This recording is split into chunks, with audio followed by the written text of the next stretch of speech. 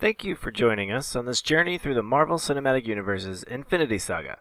This is your one and only spoiler warning for any of the movies in the saga. If you have a strong desire to see any of the movies before hearing about them from two regular Dans, turn this off now and go watch those amazing pieces of cinema. Then come back here and listen to our take, because we have a lot of interesting takes. We always discuss the current movie, but the stories here are so interwoven it's almost impossible not to talk about the future movies in the franchise. So, again, this is your one and only spoiler warning for any of the movies in the Infinity Saga of the Marvel Cinematic Universe. This is also your one and only adults-only content warning. Our aim is never to offend or alienate, and everything we say should be taken with a grain of salt. Please refrain from taking offense to our comedy. We're just here to discuss the current movie and have fun. Enjoy! Oh, it's, hi. Hello. Hey, Dan. Hey, Dan. How are you? Fantastic. That's great. We're here with Discussing Dan's. This is Entertainment and You, how pop culture shapes your world. Our mission statement is to keep a vague and open dialogue about how science fiction has affected pop culture as viewed through the eyes of two Dans in their 30s-ish. No topic is too off-topic, and no opinion is wrong. We are in movie 2 of our 22 movie saga, the Infinity Saga. We finished Iron Man last week. But we're still just starting. We're still just starting with this is Incredible Hulk, which came out in 2008, directed by Louis Leterrier. Yeah, I don't know the French dude. I don't know how to pronounce it, but I know it's French. Yeah. Oh, but and it was an intense movie, and right off the bat, it shows the quick montage of the green blood and the flowing and the creation of how, in some past, Bruce has gone through an experiment that made him large, green, and beat up his lab and his friends. As co-workers and superiors. And then he ran away. I like this a lot because they skipped over like the whole Batman. Everybody knows the origins of Batman. Everybody, I would assume everybody at this point knows the origins of the Hulk. So instead of pinning us down with a fucking worthless origin story that everybody already knows. But this one is that he volunteered, and I think they show him in that chair with the green laser at his forehead, and it's some experiment that Liv Tyler is concerned, involved. Betty. I thought Betty was Mr. Blue through most of the movie. That's what I thought too. I think that's a little classic misdirection that they try to throw in there successfully. Yeah. But yeah, so they're in this lab, and we learn later that they were trying to research radiation resistance. Yeah, they're trying to add some stuff, probably for the super soldier program. Right. Ross said he reignited what they stopped and put on ice years ago with, I imagine, the loss of Heinrich or something, the guy who created the super soldier serum. The German guy? Yeah. Oh, I can't wait to Captain So America. that was before Captain America even came out. So they're already talking about it. A little professional foreshadowing. Yeah, which is pretty cool. And I imagine strict to the comics. Is that accurate? Were they trying to do that when they created the Hulk? They were trying to recreate the... I do think that they attributed that research on making a super soldier, but I don't think that was Bruce Banner's involvement. He's just, I think, a specialist in gamma radiation, and I think it was an accident, and it was something about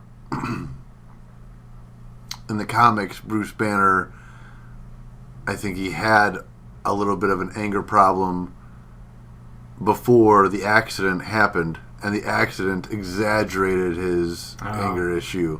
And so this is a volunteer scenario where he's trying to make radiation resistant. Colonel Ross said he was he knew it was a sure thing or something later in the movie, and he volunteered himself. Right. He was so sure about his So instead of experimenting on something else. But they did show what I thought was cool in the montage intro. He's Edward Norton, our Bruce Banner, is learning Portuguese right now, but in the montage intro, they show mentions of Stark Industries requisitions. They had showed like the special vehicles they use later in the movie, those sound generators. Yeah, there was definitely Stark logos. Yeah, in there, which was pretty cool. I was like, oh, sweet. So they're like seeing this movie in theaters separately. Sure. Oh, they're mentioning the one they already did. That's kind of cool. Right. So they've already like started to thread that. Yeah, tapestry. absolutely. But this is taking place in Brazil, so it's kind of separate. So yeah, no, it's a really cool start for sure. I mean, I've recently been watching videos about how Edward Norton was kind of a frustrating aspect of the production of this movie. Yeah, he wanted to rewrite it a lot, and in fact, I tried to go back to find out if he was credited as the writer, and I don't think he is. In the credits, he's not listed. I don't think so. I know that's what I had read too. Is that he went through a few character changes and he wanted to go a different direction and stuff like that. Yeah, that's kind of sad because it would have been cool to see if Edward Norton was Smart Hulk now. That'd be kind of cool. Yeah, no, it's but I mean, it's also goes to show that you could just change a primary character, and because of contractual personality, whatever issue the company and actor decide, or whatever the situation, and the audience isn't going to be like, oh, I can't watch this now, unwatchable, this is breaking my, no, that's fine, we understand, anybody can play a role. Yeah, they did it twice with Rhodes. Yeah. And then with one of the main characters. Yeah. Also, Tony's dad changed a few times too. Oh yeah, and Red Skull. Yeah, yeah. So he's working in a factory in Brazil. Yeah, and right now. The first thing that we notice is his coworker is an unreasonably attractive woman. Yeah. In a bottle factory, getting harassed by these coworkers. It's kind of an odd throw in, and she doesn't do much actually for the whole plot of the story. She gets bothered a little bit, and then I think when he's later running away, she helps. She stays quiet. Yeah, I didn't know if it was the same girl, but I thought it was. Yeah. But sure it is. She's also she lives two favelas below him, two little houses down. Yeah. Yeah. Right. When he's escaping by rope. Okay. Yeah, but they're setting up the scene that he's a smarter person than normal. He's trying to learn. He's obviously trying to escape. Right. He's been running from for sure. the government for some time, and he just cut his hand. He's running to stop the bottles from taking his blood. Yeah, when I was to wherever. When I was watching this again recently, I had thought that I had remembered the bottle factory blood mishap being associated with the Eric Bana Hulk, and I was like, and I thought that was something in the bottle plant that led to Hulk dogs, because I remember that was a thing. So I kind of pushed that movie out of my memory, I think, since they've gotten so good. But I do remember Hulk dogs, and wasn't Nick Nolte in it? I wouldn't doubt. Yeah, no, I think he played his dad or something. He didn't he turn into some 5 or 6 crazy elements at the end of the movie or something? I remember something. Yeah, I don't know. Ridiculous. And it was in San Francisco. But when I was rewatching this and I saw this bottle factory opening up, I was like, oh no, do they get Hulk dogs in this? And I understand. I learned later it was a completely incorrect association, but no, it was drank by Stan Lee. Yeah. Which second cameo, right? And that is that point of that is because word of this Stan Lee getting a kick, we don't have to necessarily get what a kick was described as, gets bumped up right to informing the general. Mm-hmm. Someone drank a soda and felt weird.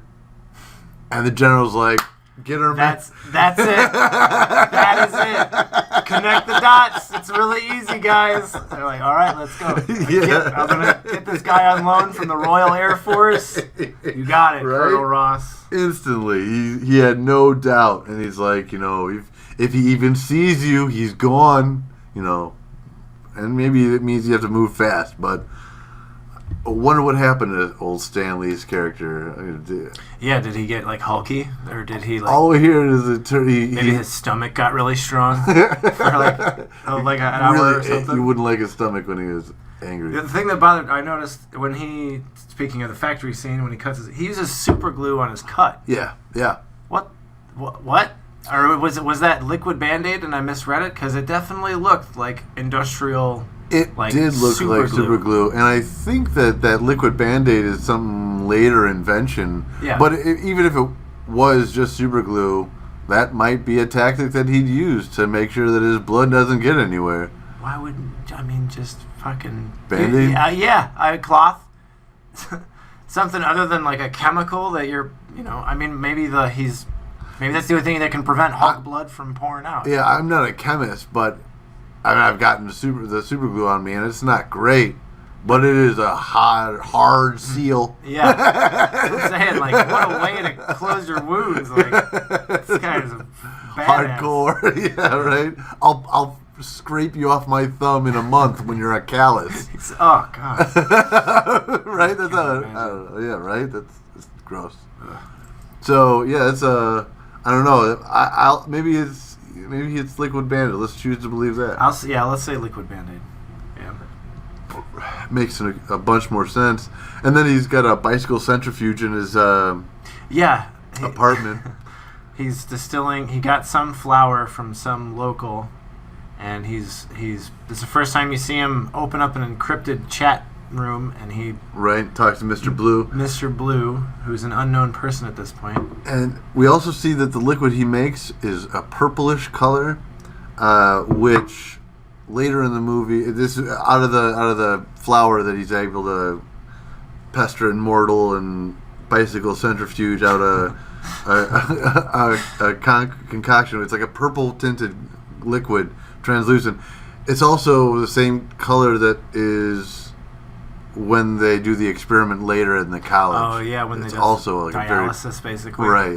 Yeah. Just which was, I made a note about that. I was like, he's basically just doing dialysis. Yeah, it did. Like they put the Hulk on dialysis to quell his attack, but that's not till later. So he's talking to Mr. Blue. Yeah, let's skip ahead a little bit because I think he's going to be running away soon enough. He tells him he needs more data. The data's gone. I hear that it's all the time in this movie. Where's the data? I don't know. The data is gone. I'm going to have to get the data. The data's not here. All right, whatever. Didn't say the magic word. Yeah, right, yeah. Yeah, that's usually the case. So now it's a quest to get his data back. And now they got word of his blood through the Stanley hulking out somehow. Yeah. And now we have... and in moments, they were on top of him, and he's running through the streets of Brazil. Yeah, I thought you can't show a Brazilian favela. I don't know how to say it. Without some kind of... And without a nice panning shot. Yeah. At least 9 or 10 of those sweet like telephoto swoops. The hills go on forever. Oh, yeah. And they're just houses on houses on houses. Yeah, here we go. Here's another one. A pan-out scene of Edward Norton running through the city. And you have to have a chase. Tops. There's always a chase. Well, a foot chase, car chase. There's like a bike chase. It's just, you got to chase. You got to race with that. Yeah, you got to get the heart pumping. You got to imagine that there could be a dog that's going to come out in the street at any moment, or a person, or a kid. Like a kid's not a person, but yeah. Yep. It's high stakes out there. The breathing classes really paid off. His stress got increased, and he's like, I just got to breathe for a bit. Oh yeah, his watch is about to go off. I think if it hits 200. That's generally a convenient trigger point number that we see that comes out later. Good, easily rememberable number. So they chase him into the factory, and we see our antagonist Blonsky being a badass. Yeah. Speaking of him learning Portuguese, I liked the "you wouldn't like me when I'm hungry" really worked on me. Man, that cracked me up. Yeah, that was that's not right. A good throwback. You wouldn't like me when I'm hungry. He's trying to say the line, but he doesn't speak Portuguese very well. So should have been a Snickers commercial. And we get the first shot of CGI Snickers, Angry you can Hulk. sponsor us. We'll accept your sponsor. I love Snickers. Right? Oh my God. And their new one, the one that you freeze all the time, the salted caramel. Oh. That is pretty good. Have you found it anywhere else? No. It's Actually, I haven't checked the Woodman's, but I will next time I'm there. I haven't found it anywhere other than this Shell station right here. Shell, fantastic Woodman's? sponsor. We use your Woodman's will gas. take, groceries. Every freaking product we can. We'll Any mention of anything. of any, yeah. Anything, we'll take your We gotta be careful who we get under the umbrella of, though. We don't want to.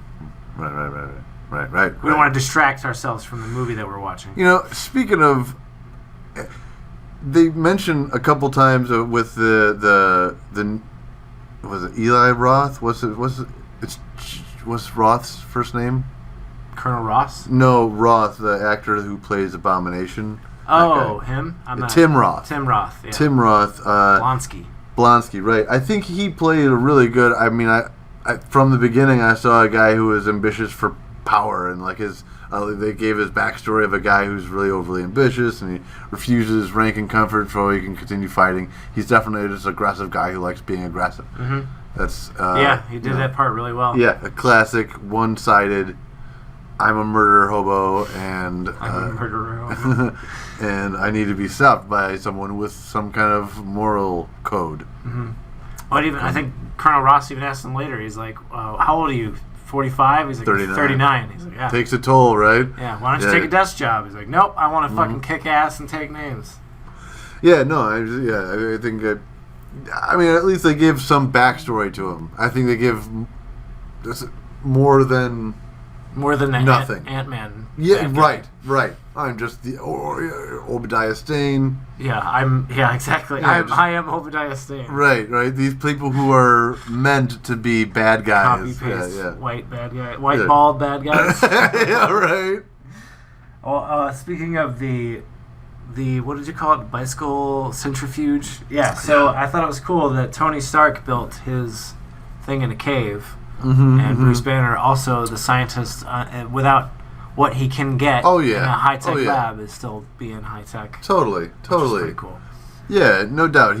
Bruce Banner is a totally capable scientist, and just has different fields of specialty to Stark. I don't think Stark is so rivaled on intellect. Stark's probably a better engineer. But I feel like math and stuff like that, they're probably on the same level. Cause I'm thinking chemistry, biochemistry is Hulk, and light and radiation. Yeah, radiation and light. Yeah, and therein lies math. That's probably their one thing that they're really like mesh on. Which they worked on to build Ultron. Yeah. Yeah.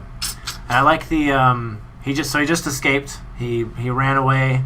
And he finds out he ran from Brazil to Guatemala. Yeah. Which, holy fuck. In a single night. But the one thing I did miss about this movie versus the Eric Bana one was the Hulk jumps. I do like me a good cinematic Hulk jump. Yeah, I do notice. I mean, you have to imagine that he was doing some crazy Hulk jumps to get to Guatemala. Yeah. But when he's later fighting Abomination, like... they leap and grab onto buildings and use those to repel themselves. What I was but like. They don't just jump. Bro. You can make it. Yeah, I didn't really like the crawling, spidery kind of. Yeah, like the needing to use a wall to climb repeatedly. Mm-hmm. They could just jump to the top. Fucking Hulk has jumped to planets. I'm pretty sure. Yeah, right. Yeah. So. Yeah. I didn't. When they were escaping the factory, I know we're skipping ahead, but I'm just trying to get through all my notes. Sure, yeah. The flashbang. The flashbang. Edit that out. Highlighting. I said in our 30s. The flashbang highlighting the silhouette of Hulk's figure before they actually saw the Hulk face to face. That was pretty cool. Absolutely. It's just hulking giant shoulders and. Yeah, this movie is really good at I'll say setting a tone of danger. So, as they're telling their story, when moments of stuff can get crazy, Bruce Banner can change into Hulk. you as the viewer is sitting there worried about it, or like, oh, this is gonna come. I think they did a good job at I don't know, just keeping the observer in Bruce Banner's kind of in his viewpoint. Yeah, it's scary. Yeah, it's not. Yeah, he doesn't have control over it. Right. He's stuck in Guatemala and without food or any identification or anything. Just trade money for stretchy pants. Yeah, right. Well, what did he trade for those stretchy pants? He was outside begging, I imagine. Oh yeah, that's right. My imagination. Right. He saved up enough over a couple days and mas stretchy. Mm-hmm. That's pretty funny. Hilarious and adorable and sad. Yeah, he definitely did a good job at playing a fucking underfed dude on the run, hobo man. That being said, a lot of shots like this I thought were unnecessary. Big wide shot, like Tropic Thunder style, climbing up a jungle. Yeah. I mean, I get it. He's trying to get to the U.S. from Guatemala, and he just came from the Hulk. He can't jump there. I get it, but that's okay. I enjoyed the cinematography immensely in this movie. I'm gonna get on the interwebs and find out where Guatemala is. While that's playing back, I'll look it up. The geographical distance from where was he? Brazil to Guatemala. Yeah, because that's pretty freaking far. I feel that's a large portion of the southern, what do you call that? South America, Central America, South and Central America. Yeah, that's pretty far. Depending on where he was in Brazil, he'd basically have to go through the entire north half of South America and get into halfway through Central America. Wow. Yeah. So, I mean, shit. Yeah, and then he makes his way from there to where in the United States? He just kind of shows up. What's that college in Vermont? Is it in Vermont on the East Coast? On the East Coast, because they end up going to New York later. Of course. Yeah, so he gets, not only does he get through the border, but he gets all the way up to, I'm pretty sure it's Vermont. When they mention the college later, I'll make sure to check it up. We need to do like a fact check section at some point. Yeah. Well, the video edit will have all this information. Oh, right. That's correct. Amazing. Yeah, it's going to be amazing. Yes. But I did think it was funny. It's funny you got right here. You just skipped over the Lou Ferrigno cameo, which was really cool. That tugged at my heartstrings a little bit. There's another cameo in this. It's a cameo of a cameo, really. In the opening credits, where they are showing Bruce watching the television, and it's a television show, and a boy hits dude. That TV show? It was from an older TV show that the guy who eventually played Bruce Banner, David Banner in the TV show in the 70s. That actor was So it wasn't in. It's like a meta cameo. They didn't show him playing David Banner in the 70s show. They show him on the show before that. Showed him playing a different character in a different show. Right. That's pretty cool. And David Banner was Bruce's father? No. When they made the show in the 70s, the character that they were making had a distinctly different backstory than the Bruce Banner of the comics. David Banner for the show, my impression, my idea, my thought, from what I've understood, is it's mainly about anger issues and drinking. Oh. and recovering from it. Could be about Tony Stark. He's got a whole comic series about that too. Yeah, but but David Banner was different enough from Bruce Banner that they didn't want to suggest that these identities were merged. Oh, so the Lou Ferrigno was the 80s then? No, still 70s. Still the 70s? Lou Ferrigno played what the gentleman that we're talking about, I don't remember his dad. The actor's name? Yeah, I almost had it. But the original actor's name, or the original actor, when he turned into the Hulk, that was Lou Ferrigno in green body paint. Right. Okay, yeah. I'm like, oh yeah, that's right. They didn't have like CGI and all that shit back Lou in the day. Ferrigno wasn't Lou Ferrigno during He wasn't Bruce Banner when he was without not the Hulk. Green body paint. I got it, yeah. Anybody want to be that? Andre the Giant. I love Oh yeah, that's right. I get them... Andre and Lou Ferrigno? Well, not in visual, but in my head as like thinking about funny movies. Like I usually end up confusing the two. Accents. That too, yeah. Like when you think about, what was it? I Love You, Man? When Paul Rudd and it's Jason Siegelman or... Yeah, that sounds right. But I haven't seen the movie. Rashida Jones. Oh, you haven't? I haven't. Is it good? Oh, yeah, man. Lou Ferrigno's in it. It's really good. It's awesome. But Is that... whenever I think about it, I sometimes hear Lou Ferrigno's voice, like some of his lines from...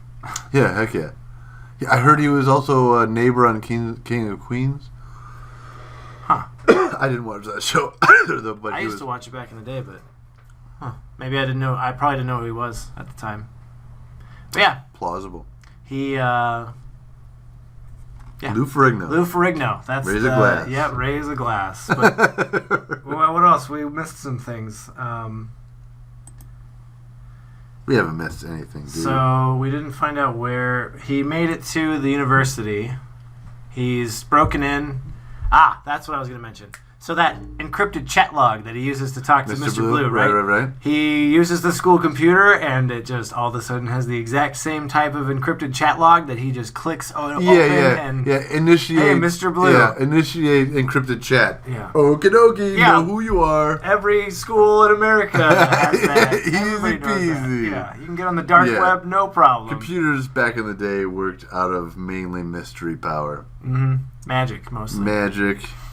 So, I wanted to point out that there's a serum involved. They put the serum in Abomination. They are putting needle part. They put it's so long. It's like 10 inches. So much. Oh my god. Tension. This whole scene is the worst. So they flip him over in a gurney and shove like at least a 10-inch needle into the back of his spine, like above his pelvis. Oof. And they show him pushing really hard, and then like a cracky crunch sound as it got through. And Tim Roth did a really good job portraying the facial expression required for taking a needle in the spine like that. Yeah. It was pretty rough. Fear of... It was just terrible. I mean, it was but the super serum, you're right. They first said, so first we're going to inject you with some deep tissue, muscle, whatever. Yeah. And they get him in the neck with the blue serum. Yeah. I'm pretty sure that if I'm not mistaken, Ross pulls out that frozen serum and... Right, yeah, no, absolutely. They have a serum. That's, I guess, the interesting thing. Is it the serum? Is it a version, like a... I'm sure that, well,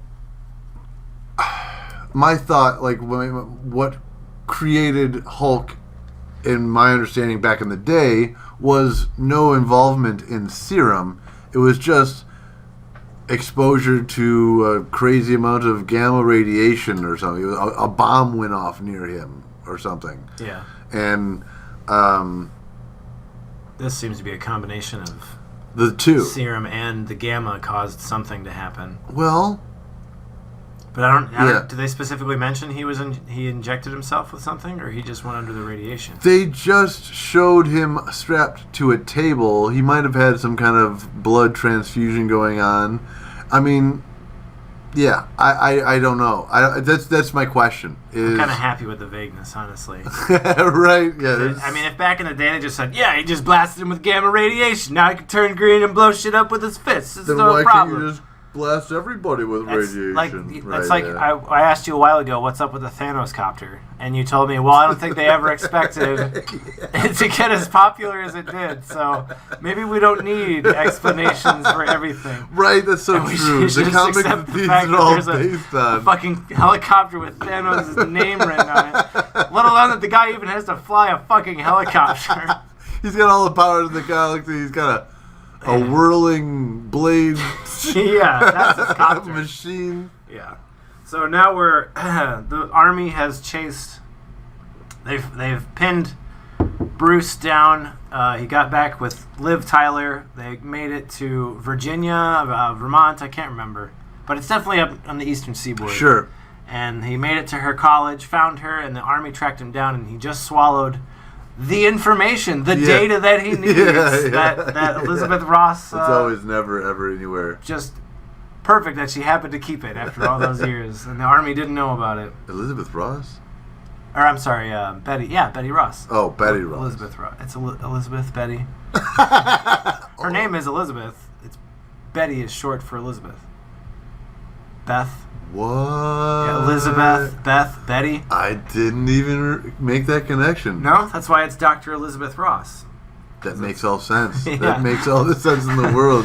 So this so they trap him in the walkway, right? The walkway with the gas The canisters break through the first windows. But didn't lose enough velocity to not break through the second set of windows. I think it would be hilarious had they filmed it first, where they shot the canisters and they did a whole bunch of running civilians. Oh! Yeah, oh shit! Sorry, but there is a lot of civilian shooting in this movie. Yeah, it a is lot of ridiculous. unrelenting, no holds barred. blah, blah, blah, like big machine guns Yeah. into civilian houses. Yeah, like Ka, ka, ka, ka, ka, ka.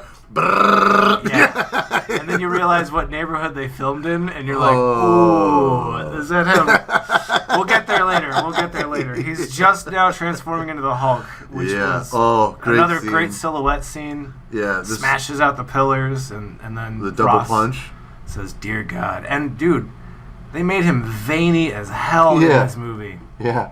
And I thought it was cool. I mean, he looks like a horse.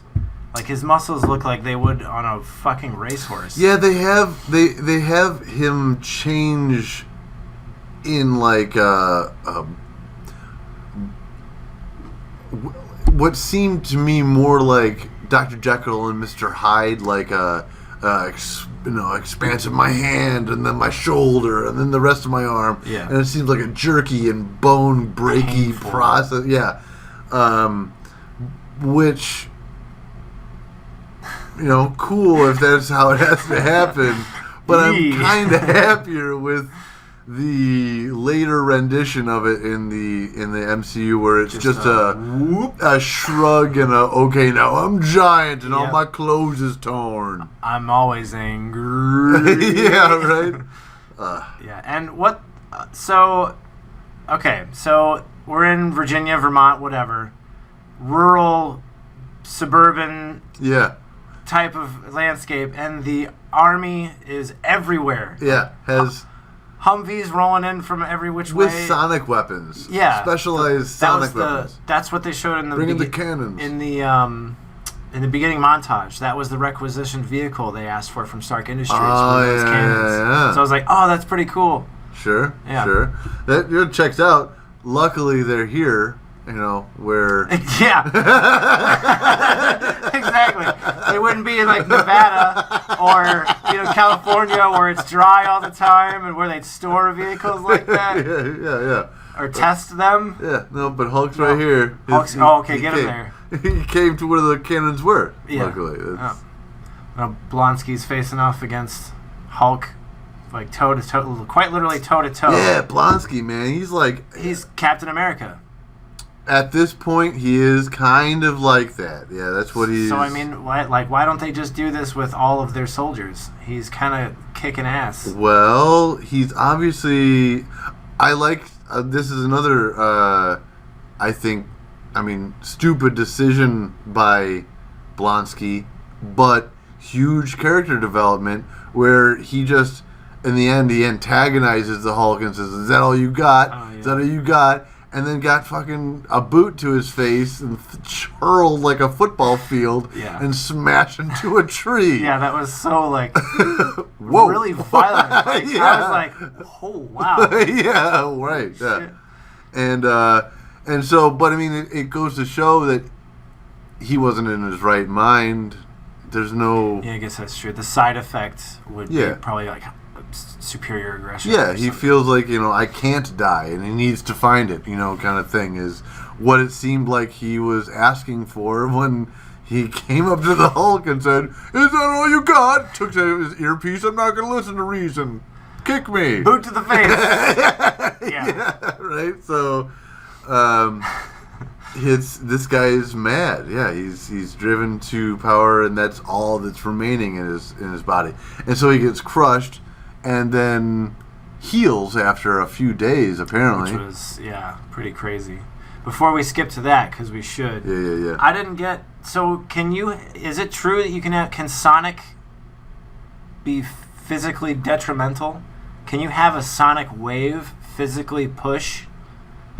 Like... Because they're stopping him with the Tony Stark sonic weapons, physically forcing him back and preventing him from moving. I imagine sound, granted, yeah, sure, maybe shaky and like, oh my god, I can't handle the sound. But my science mind, if it can be called that, would say that no, sound waves would not prevent the person a thing of the weight and strength of Hulk from moving forward if you wanted to. One thing I would consider is that they have been able to trap very light objects in the middle of projected sound waves. I have seen that before. To where if he can't touch the ground, then he has no strength. So if they were able to trap him into some kind of sound bubble, but the thing is I don't think his weight would be negated. That's what I'm saying. What frequency would that sound have to be to lift someone of that weight in the air like you would those tiny little styrofoam balls? It would be a lot. I don't think it would be anything produced by a truck. I think it would, a Humvee with a speaker on it. I don't think it would be reasonable to produce. No. To lift. I imagine something like the Hulk weighs more than 500 pounds, I would say 1,000 pounds. Yeah, right. I would almost put him, close to a ton. One thing that I'm surprised that they didn't exaggerate or show as much as they could have in this movie was Hulk's regeneration. Like, yeah, he gets stabbed quite a bit. He survives a lot, and he has stab wounds, but those stab wounds stay gouges. Mm-hmm. They wouldn't stay gouges. No. They would be gone in moments, mm-hmm. as far as I understand Hulk. Yeah, I mean, that's why I imagine that's the same reason. Well, bullets probably don't penetrate the skin because it probably gets thicker and harder. That's another thing. That's one thing I did notice early on in the movie when they were in the factory, and I really liked that. Yeah, that they were just kind of like pests to him, which is adorable. Yeah, he was literally like ignoring them, like walking through the factory, like just pissed, like trying to get out. Yeah. Like, what the hell is this shit hitting me? But then the 50 cal hits him, and he's like, "What the fuck?" Like it's a bee nearby or some shit. You're like, "Fuck." Yeah. I liked the. I don't know whose hand that was, but that's Ty Burrell, by the way, the one who plays. Yeah. I was Modern like, Family. Hey, yeah. I was like, hey, he's in this. One of the things that we all noticed, that I noticed big time, is that when Betty notices that Bruce might be there, she sees his face in the diner for a second, leaves conversation with dude from Modern Family, and walks into the alley and never pays him any mind again. The whole movie. Yeah. He's gone now. Pretty much, yeah. He's just brushed off as like a... 100%. Yeah, she just literally ghosts his ass. Yeah, from seeing Bruce's face, maybe. Mm-hmm.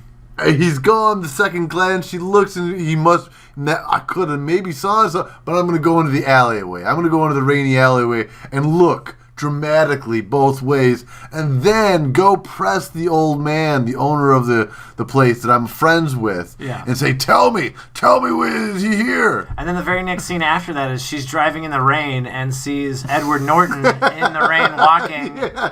Like, holy shit, how convenient is this, you guys? It shows the right way. Yes, I was living this way. That was like, they were in storyboard or something, and they went, well, then this happens. Oh, okay, great. What about this guy? Yeah, well, we'll have him interact with the Colonel one more time, and then forget him. Yeah, he's gone. He's gone. Yeah, he's gone. She forgets all about him. She's got a giant green man to be with now. So he saves her from the helicopter crash that they tried to kill, which was pretty cool. Yeah. Though he lifts her up, but I still see fire roiling around Hulk, which I'm not concerned about. But Hulk is holding this lady she's fine. With hair. No, she's fine. Long hair. Yeah. Oh, she's fine. No. Plot armor. Yeah, right? Yeah. And somehow he just takes off with the lady and jumps. The army's like, there's nothing we can do. It's storming out. There's lightning out there. It's pretty much thunder. game over. Pretty much. How do you want us to track a 12-foot tall green giant? Game over. It's not like we have satellites. Yeah. Wait a minute. He's going in the green forest and he's green. What do you want us to do? We're done for. Oh man, that spine needle scene was bad. And going all the way back to the pizza scene again with Lou Ferrigno, another cameo, the guy from Freaks and Geeks and Silicon Valley and Parks and Rec, and he's got the wireframe glasses, a big beard. Who was he in Parks and Rec? In Parks and Rec, he plays the snow globe shop owner. He's got a really bit part. But I watch that show all the time, so I know every character that's in it. Okay, give me a more recognizable part. in Silicon Valley, he plays the dark, long-haired guy with the dark black beard. He always plays like a really straight character. Like he always delivers his lines like really deadpan. I think I might know who you're talking about. He has I'll look him up right now. But he has a short cameo in this movie as one of the students. So Edward Norton breaks in with the pizza. And the student that's in there notices him, and I imagine he bribes him with pizza because they show him smiling and eating pizza, and then they go back to Edward Norton signing into his Everywhere Decrypt chat program. Oh, the guy he bribed with the pizza? Not Lou Ferrigno. Oh, okay. He bribes two people with pizza. Because he bribes Lou Ferrigno, gets in, then he has to go to the lab and find the data, which isn't actually there. And he then bribes the kid that's in the lab with pizza. What's his name? What's the name of that show? Silicon Valley. That's right. Cast. I will find out. Martin Starr. Martin Starr. I'd flip my laptop around, but I don't want to mess up the setup we got. Look him up on your... you're at the pizza scene. Perfect. So we're going to jump back a little bit, but that's okay. I want to know who this is. I'm pretty sure I know who it is by your description already. Because I was going to have a complaint about it, because he walks up here, has a flashback, and I'm like, what about that student? He's got to know some shit's going on. Oh, yeah. I think I know. Yeah, I know who the student is already, and you know what? That student is Spider-Man's teacher. Yes, he's also Spider-Man's teacher in Spider-Man: Far From Home. Yeah. Yes. Correct. Oh, wait a minute. Whoa. What do you mean? Wait a minute. Whoa. Did they actually do that? Hold on. They're about to show him. See, yeah, he signs in to the Culver University, wherever that is. Yep, same guy. That's the same guy. For sure. So he becomes a teacher for Spider-Man and Spider-Man Far From Home. Like, holy shit. I should put that on Marvel Studios. It's got to be known. It's got to be known. I mean, it's whatever. Somebody's got to know. Yeah. But let's get back to the... But that's an interesting tidbit, yeah. The guy in Hulk becomes a teacher for in New York. That's like people that said in Iron Man 2... It's believable. This is the East Coast that he's on, so it's still even believable. Yeah, he got a job teaching in NYC. I believe it. But they also had people have that same theory about the little kid in Iron Man 2. Oh, they've confirmed that, though. Oh, they have? They said that yes, indeed, was cool. Tom Holland. That's awesome. Yeah. That's so cool. I wonder when he got bit after that. Yeah, so... What did he... that mega kick that totally breaks Blonsky. Oh man! Oh, my and goodness. seeing him on that stretcher with his, and then he crunches his fist and you hear crunching when he does it. I was like, why are you why? Don't be angry. Why? Don't be why are you angry. doing this? So she buys him. So they're on the run. She's giving him a haircut. They're doing the whole Jason Bourne, Marie Kreutz scene. Scene. After the haircut. Yeah, the sex haircut. After the haircut. Yeah. Oh, you can't do it. You can't do it. Well, that happens. It seems I don't know. to happen a lot in movies. I can have sex with a low BPM. Beats per minute. Oh. Yeah, you just kind of stay calm. You just just let it happen and not. Oh, right. Beats per minute. Right. Heartbeats per minute. I was struggling there. Right. Yeah. But I don't think that would be the case in later Hulks.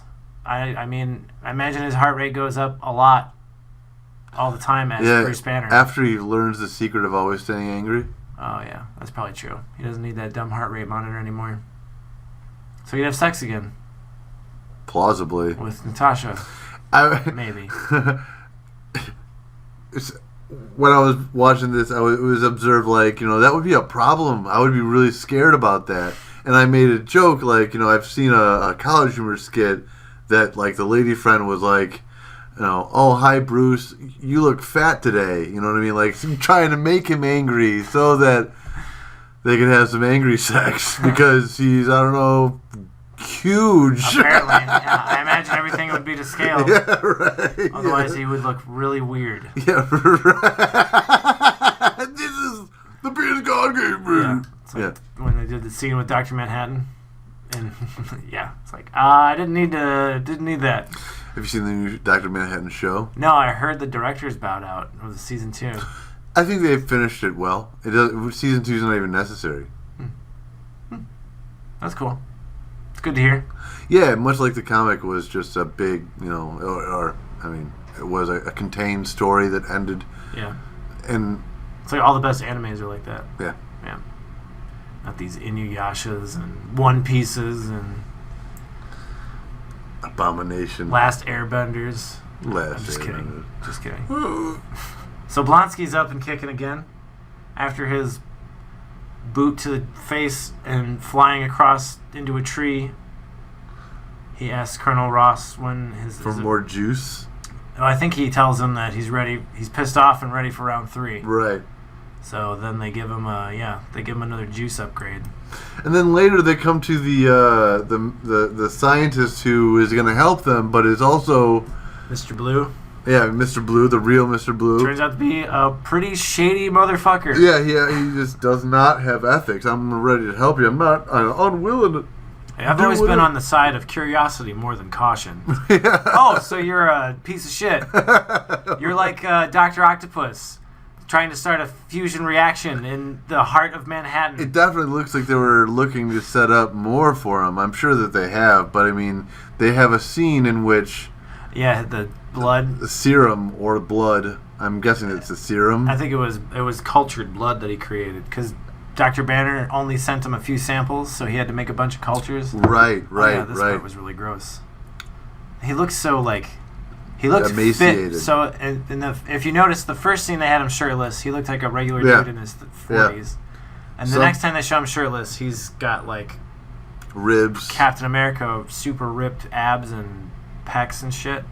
And then this time they show him he's after his injury and yeah. And they give him the other injection, his spine starts coming out of his fucking skin.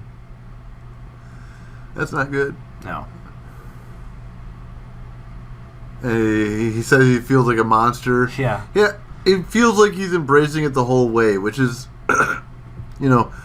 I think perfect for a bad guy like Abomination. He's not supposed to be anything that's redeemable. Yeah. Anything that's worth saving. Non-apologetic. And he's going to be made into some immortal tank anger machine that Hulk will sometimes have to deal with as comics come out. Yeah. Yeah, that's classic. I think that, and obviously, this is, and Bruce is a person that holds that same kind of destructive power, but he has the restraint and intellect and what's the word? Empathy?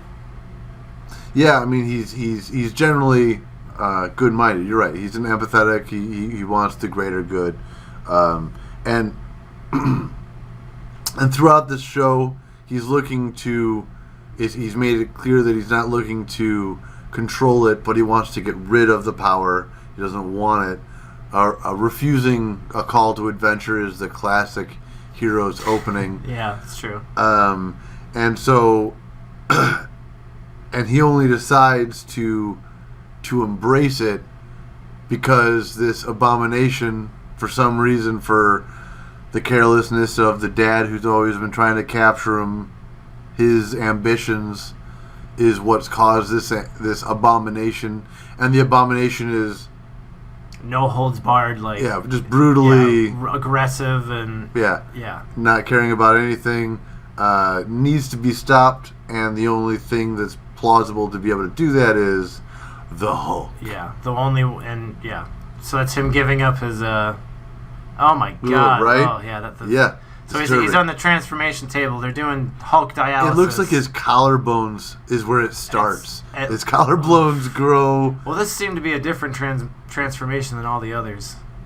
But it's what seems to happen is, the bones enlarge, and then the muscles enlarge around them quite violently. Yeah. So maybe he's learned to control it better in the later movies in that regard. And while we're on the subject of this Hulk dialysis, this guy has a lab for people in the university. With leg straps. Yeah, that's what I'm saying. With syrups and wrist straps and shit. Like, don't you think the university would be like, hey Frankenstein, what's all this? Right, and this guy's not like secretive about his madness about being curious over cautious. And he's almost ready to break down to a mad giggle at any moment. Yeah, for science. And his teeth, looks like his teeth get bigger too. Yeah, all the bones, man.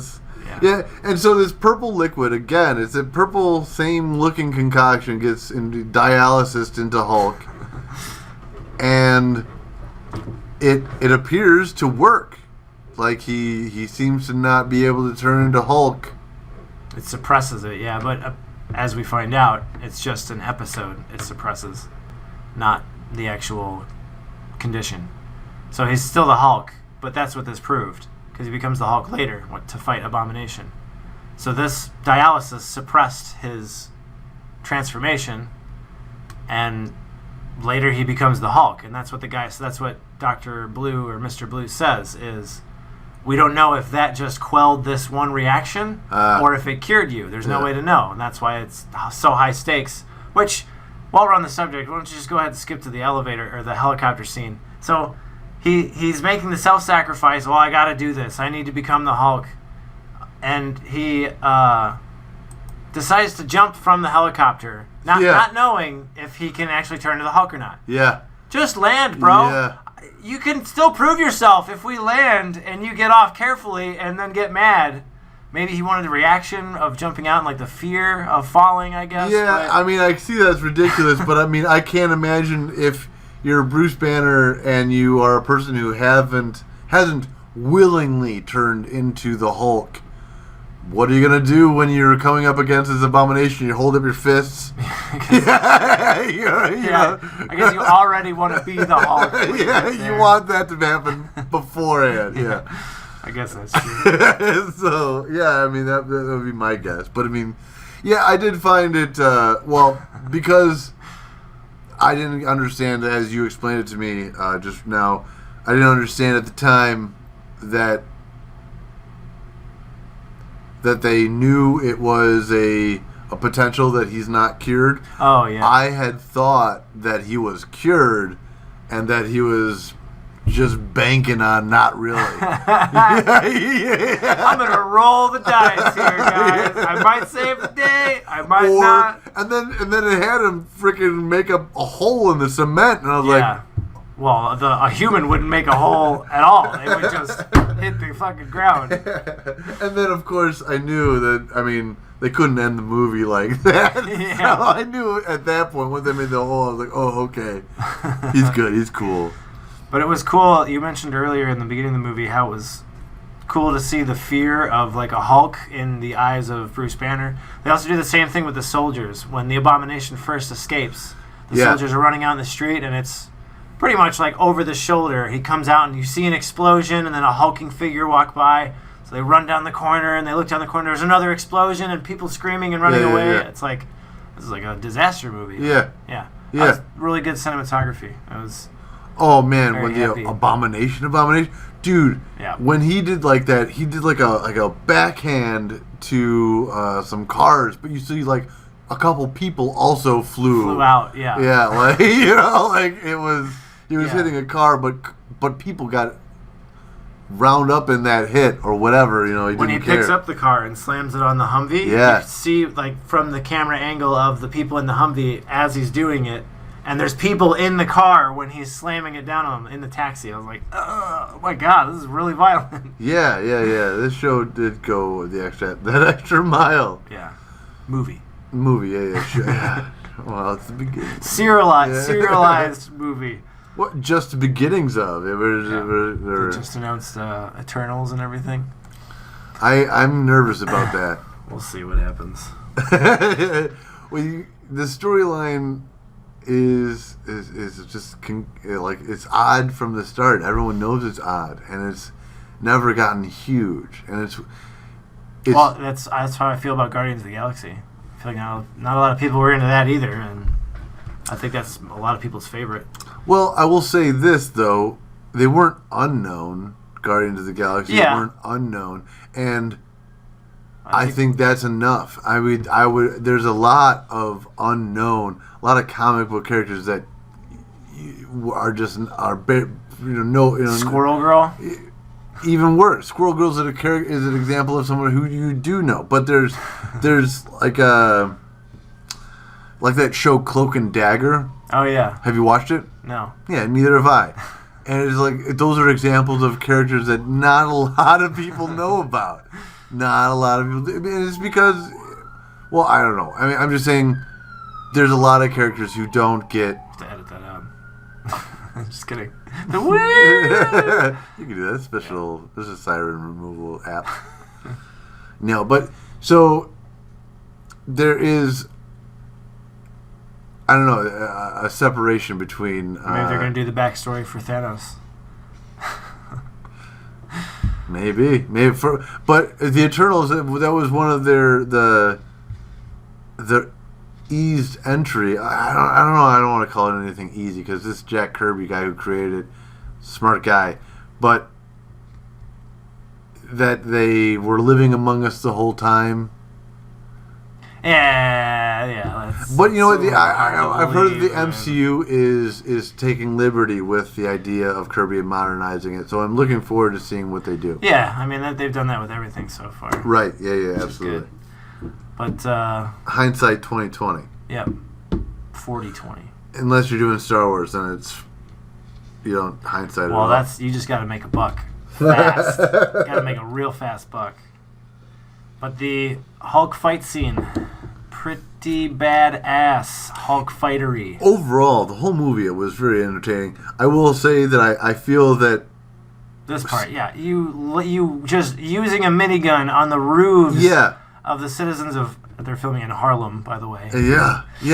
They're just relentlessly letting go with a minigun in the streets, over to the streets of Harlem to.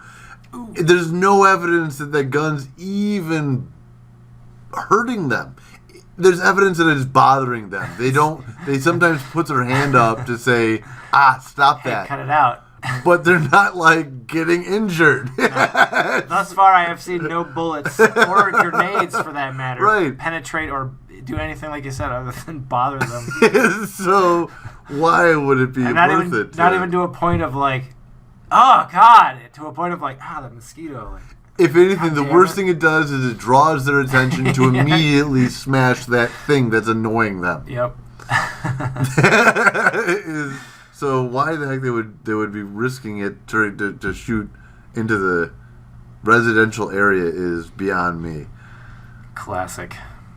So now they're rising up after the helicopter crash. Hulk saved their lives by grabbing the spine of. That was pretty cool. That was gross too. His like fingers get between the spines of his spine. Oh yeah, and he crunches it. But before that, Hulk used a move from. To put out the fire. Oh, that too. Yeah, he uses Hulk thunderclap. Yeah. But he makes gauntlets out of the police car, which was so fucking cool. Right. Because I think the game had come out like a year before that or something like that. I was like, they had to have taken inspiration. He also did like a Hulk smash where he smashed the ground and then it cracked the ground into a forward, point. And it made him fall. Yeah. And he does it really fast too, because he's like the Abomination swinging some giant chain that came from somewhere. Yeah. And he's like, he says some classic bad guy line. Get ready to die. Something. And it's in slow motion. And Hulk gets up, sees what's happening, says Hulk smashes the ground. And it's all in enough time to make him right at the apex of the swing. And it tosses it up in the air. The chain's falling. Oh, now I'm wrapped in chains. Yeah. And to that point, they don't do anything with Abomination after the Hulk chokes him out. He steps on him, screams in the air. They go, "Oh, you did it, buddy. Yeah. Thanks a lot, Hulk." Yeah. And Hulk's like, "Yeah, I got it." Helicopter shines on him. Hulk's like, "I'm fucking out of here, guys." Yeah. Then that's the end of the scene. What they put him in handcuffs? Yeah, that's what I'm saying. They bring out, all right, put your hands behind your back. No, I'm going to smash you guys and get the fuck out of here. Right? I don't think so. Like, what the hell? Yeah. So, and why did Betty Ross stop him from killing him? Yeah. The whole, I can be a good person? Yeah, I guess. No. Kill that fucking thing. I'm sorry. There's no redemption for this guy. No. He's not Batman. He doesn't have rules of fucking not killing things. It's a Hulk. He's not going to be righteous. But, yeah. If anything, he's known for being thoughtless. Yeah. Especially this Hulk. Yeah, this one. Yeah, the Eric Bana and this Hulk. It's amazing how much love and attention Hulk has gotten. As I think relatively thin the character is. I think the comics often will get into the complexities of Bruce Banner, the emotional problems that he's going through, how hard it is to be the Hulk. But what the bulk audience like about Hulk is that he's a big, giant green guy that smashes things and he's really, really, really strong. And that is enough to carry him. That simple thing, not the complexities of the man hiding a jackal-like monster. Right, that's the smashing and the strength. Right. Carries the love beyond everything, and it's curious to me that it seems we're so shallow that's enough. Oh, Hulk smash? Yeah, I'm in. Yeah, I'm in. Don't give me more of the complexities of Bruce Banner's emotional problems or the challenges he's having as a person. No. Save that for Iron Man or Captain America. If there's a novel between it, whatever, I don't care. I'm not going to read it anyway. Hulk smash. That's what I want. That's what I want. So it's just kind of curious to me. Speaking of Hulk smash, he rips out his fucking elbow and stabs him with it. That was so brutal. This fight was, I think, appropriately brutal because it's between obviously Hulk and this Abomination guy who's emulated Hulk for however long. It shows Hulk's maddening kind of crazed scene until Betty tells him to stop and just be satisfied with knocking Abomination out. But before Betty cries out, the face that Hulk is making is maniacal. Yeah. His grin is almost like the mask from Jim Carrey. Yeah. It is to his ears with joy that he's about to end this problem that is Abomination, which probably would have been a betterment. Should have happened. We see no future of the Abomination in any of the MCU. I could only assume that he was either put down permanently, if that's plausible, possible, or whatnot, or he's in that underground big facility. Floating pokey. Yeah. That's the only thing I can imagine, and he's been there forever just because I'd imagine that they can't kill him just like they can't kill Hulk. That's what I'm saying, yeah. I mean, didn't Bruce Banner say in Avengers, I put a gun in my mouth and the Hulk spit the bullet out? Yeah. So, and it seems to me that he's permanently like Abomination. So yeah, likely. Yeah, so it's it leaves a little questions unanswered, but it basically introduces the Hulk, and I think it really leads well into when we next meet Hulk. That's in Avengers, I think. I think he's in India or like Kuala Lumpur or like some really remote.